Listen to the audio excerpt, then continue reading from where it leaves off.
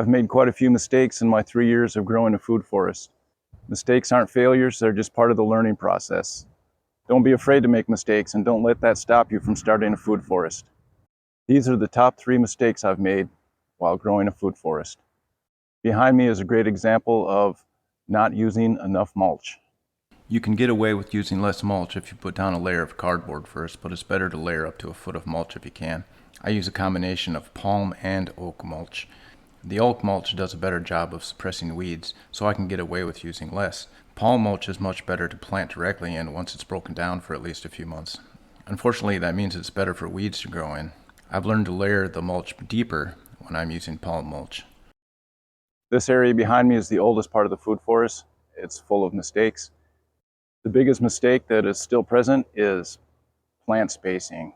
I was really bad at plant spacing when I first started. In the background of this shot, there's a loquat tree, a banana circle, a lychee tree, and a soursop tree, all with spacing that is way too tight. In the foreground, there's a Barbados cherry and a Suriname cherry tree within feet of each other. This may not look bad now, but it will be a problem as the plants get larger. I still make this mistake from time to time, but I'm aware of the mistake now. I just wanted more dense and lush forest ecosystem. Most of the trees in my food forest are still young and small, so it is more difficult to visualize plant spacing. I think a good rule of thumb is to give trees 10 to 20 feet of distance between them, depending on the tree and how dense you want the food forest.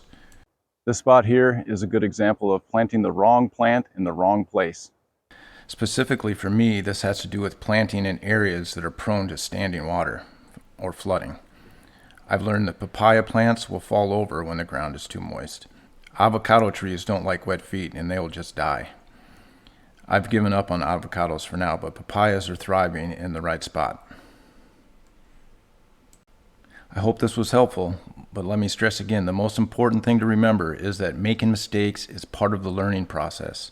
The biggest mistake is not even trying in the first place.